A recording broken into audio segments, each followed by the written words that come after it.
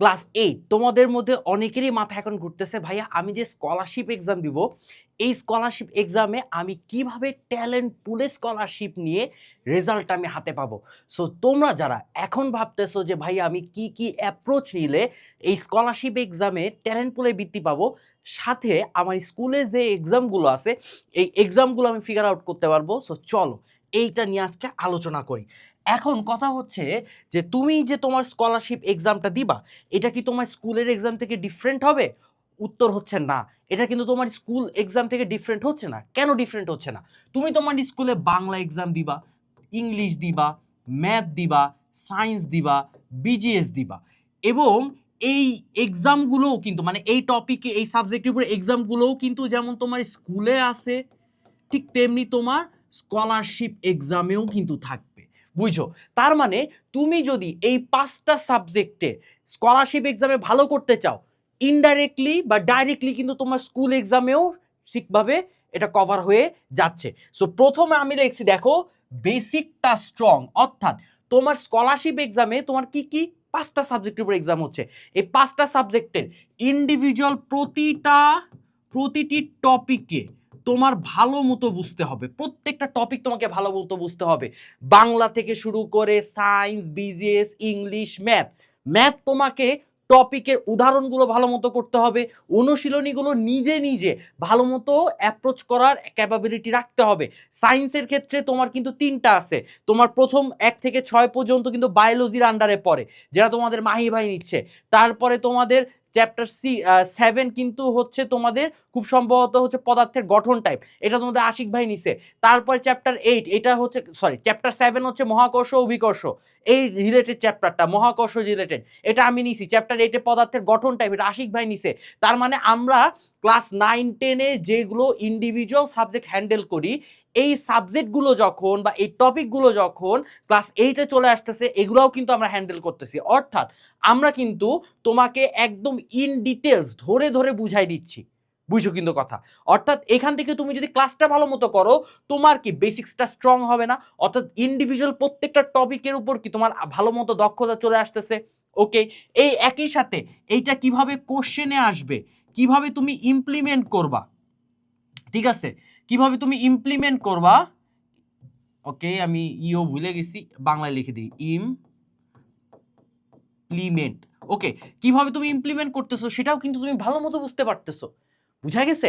তার মানে তোমাকে আমরা যখন ক্লাস নিচ্ছি, তোমাকে যেমন টপিকটা ভালো মতো বুঝাচ্ছি অর্থাৎ বেসিক স্ট্রং করার জন্য, ঠিক তেমনি স্কুলে এবং তোমাকে ইনডেপথে কিভাবে কোশ্চেন আসতে পারে সেটাও ভালো মতো বলে দিচ্ছি।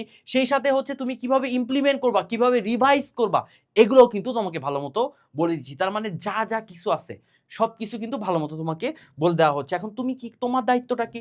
তুমি এখন চাইলে এইটা তুমি স্কুলের টিচারের কাছে একদম স্কুলে বসে এটা ভালো মতো ফিগার আউট করো, ঠিক আছে। অথবা তোমরা অনেকে হচ্ছে স্পেসিফিক ভাইয়ার কাছে পড়ো, সেখানে ফিগার আউট করো।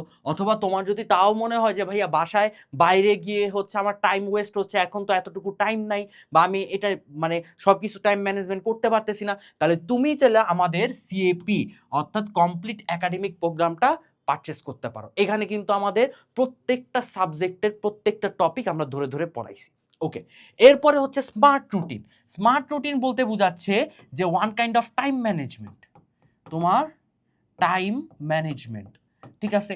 তুমি কিভাবে তোমার স্কুলের টাইমটাকে ইউটিলাইজ করবা, তুমি কতটুকু স্কুলে দিচ্ছ, কতটুকু তুমি যদি আমাদের সিএপি প্রোগ্রাম পারচেস করো, এখানে সিএপি প্রোগ্রামে কতটুকু টাইম দিবা, কতটুকু নিজে প্র্যাকটিস করবা। কারণ তুমি সব জায়গায় ক্লাস করতেছো কিন্তু নিজে প্র্যাকটিস করতেছো না, তাহলে কিন্তু ভাইয়া লাভ নাই এখানে, অ্যাকচুয়ালি কিন্তু লাভ নাই। তার মানে তোমাকে কি করতে হবে, ইন্ডিভিজুয়ালি নিজে প্র্যাকটিস করতে হবে। বুঝা গেছে? আচ্ছা, তুমি যখন নিজে প্র্যাকটিস করতেছো, সব কিছু করতেছো, তোমার কিন্তু সুন্দর মতো সব কিছু হয়ে যাচ্ছে। এই যে টাইম ম্যানেজমেন্ট, এইটা তোমাকে একটা চার্ট বা রুটিন আকারে রাখতে হচ্ছে, এবং তুমি কোন টপিক কোন সাবজেক্ট কত দিনের মধ্যে শেষ করবা এটাও তোমাকে প্ল্যান করতে হবে। এখন তুমি বলতে পারো ভাই আমাদের একটা প্ল্যান দিয়ে দেন। এখন কেউ মনে করো যে টানা 6 থেকে 7 ঘন্টা পড়তে পারে, কেউ আবার 5 থেকে 6 ঘন্টা পড়তে পারে। এখন তোমাকে আমি একটা প্ল্যান দিলাম, প্ল্যানটা মনে করো 6 থেকে 7 ঘন্টা ফোকাস করে, তুমি কি তাহলে সেটা কমপ্লিট করতে পারতেছো না? তুমি কিন্তু আব্বাজানে কমপ্লিট করতে পারতেছো না। তার মানে তোমার ক্যাপাবিলিটি কতটুকু, এতটুকু আশা করে এতদিনে বুঝে ফেলছো, তাহলে তোমার ক্যাপাবিলিটি ওয়াইজ তুমি রুটিনটা সাজিয়ে ফেলো না। কষ্ট কি? কষ্ট তো নাই, তোমার নিজের জন্যই তো করতেছো। রুটিনটা সাজায় ফেলো এবং রুটিনটা কমপ্লিট করার জন্য যতটুকু এফোর্ট দেওয়া লাগে সেই এফোর্টটা দাও। তারপরে হচ্ছে কনসেপ্ট প্লাস স্পিড, অর্থাৎ তুমি বই শেষ করতেছো, তোমার যে চ্যাপ্টারটা শেষ করার জন্য 3 থেকে 4 দিন নেওয়া দরকার, তুমি 7 দিন নিচ্ছ, তার মানে তোমার চ্যাপ্টার কিন্তু কমপ্লিট হচ্ছে না ঠিকঠাকভাবে। তাহলে তোমাকে কি করতে হবে? তোমার কনসেপ্ট ফিগার আউট করতে হবে, ঠিক আছে, তার সাথে একটা স্পিড মেনটেন করে আগাইতে হবে, যাতে এমন না হয় যে তোমার পরীক্ষা শেষ এরপরে গিয়ে তোমার সিলেবাস শেষ হইলো। লাভ আছে কোনো? লাভ তো নাই। তার মানে তোমার কনসেপ্টের সাথে তোমার স্পিডটাও কি করতে হবে? মেনটেন করতে হবে। এরপরে হচ্ছে প্রিভিয়াস কোশ্চেন প্র্যাকটিস, অর্থাৎ তোমার স্কুলে দেখা যাচ্ছে যে প্রিভিয়াস ইয়ার থেকে কোশ্চেন দিচ্ছে বা দিচ্ছে না, বাট স্কলারশিপ কিন্তু একটা টাইপ মেনটেন করে কোশ্চেন করে, যেটা গতবার কিন্তু ভালো মতোই বোঝা গেছে। তাহলে স্কলারশিপ এক্সামের টাইপটা কীরকম হচ্ছে, স্কলারশিপ এক্সামে তোমার কি কি টপিক থেকে বেশি জোর দিতে হবে, কি টপিকে বেশি জোর দিতে হবে না, এটাও জানতে হবে। তাহলে এইটা জানার জন্য তুমি আমাদের এসএসপি 2.0 অর্থাৎ এই বছরের জন্য ডেডিকেটেড এই কোর্সটা তুমি চাইলে পারচেস করতে পারো। এখন কথা হচ্ছে যে ভাইয়া এইটার মধ্যে পার্থক্য কি? দেখো, তুমি যখন এসএসপি 2.0 পারচেস করতেছো, সো ওইখানে আমরা তোমাদেরকে ডেডিকেটেড স্কলারশিপের জন্য প্রিপারেশন নেওয়াবো, অর্থাৎ যেই টপিকটা স্কলারশিপে ইম্পর্টেন্ট ওই টপিকটাকে ফোকাস থাকবে বেশি, যেটা লেস ইম্পর্টেন্ট ওটা আমরা পরবর্তীতে শেষ করাবো। বুঝছো? আমরা স্টার্টিং করব যেটা হচ্ছে তোমার স্কলারশিপে আসবেই, একদম বোর্ড মানে তুলে ধরে দিচ্ছে ওই জিনিসগুলো আমরা খুব বেশি পরিমাণে জোর দিব। তাই বলে এ না যেটা লেস ইম্পর্টেন্ট ওটা আমি তোমাকে দেখাবো না, ওটাও দেখাবো। এবং এই এসএসপি হওয়ার জন্য তোমার লিস্ট 50 থেকে 60% তোমার একাডেমিকের একটা আইডিয়া তোমার জেনারেট করতে হবে। এই কারণেই প্রথমে বলছিলাম বেসিকটা তোমার স্ট্রং থাকতে হবে। তুমি যখন এসএসপি ক্লাস করবা তুমি নিজেই বুঝবা যে তোমার যে এই যে বেসিকটা স্ট্রং, এই স্ট্রংটা কত বেশি পরিমাণে তোমাকে ইম্প্যাক্ট ফেলতেছে ক্লাসে, এটা তুমি হারে হারে বুঝবা। সো যারা যারা এখনো মনে করো যে মোটামুটি একাডেমিকে একটু আগায় গেছো, তোমরা চাইলে এইটার দিকে ফোকাস করতে পারো এখনই। আর যারা এখন বলতেছো যে ভাইয়া আমাতেও হচ্ছে এসএসপি আমি নিব বা আমি স্কলারশিপে প্রিপারেশন করব, কিন্তু তার আগে আমার একাডেমিকটা স্ট্রং করতে হবে, তোমরা চাইলে এটা পারচেস করতে পারো। এবং তোমরা যদি এই চারটা জিনিস তোমার দায়িত্ব কি, এই চারটা জিনিস তুমি যেখানে পড়ো সেখানে স্টিকি নোট দিয়ে তুমি লিখে স্টিক করে রাখো, অর্থাৎ এই চারটা জিনিস তুমি মেনটেন করতে পারো, একদম কোর চারটা জিনিস, তাহলে দেখবা তোমার একাডেমিক যেমন হচ্ছে ফিগার আউট হচ্ছে, সেই সাথে তোমার স্কলারশিপের প্রিপারেশনও এখন থেকে তুমি আস্তে আস্তে নিতে পারবা।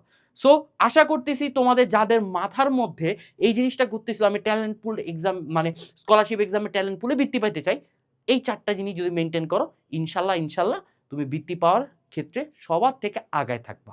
সো সবাইকে টাটা, আসসালামু আলাইকুম।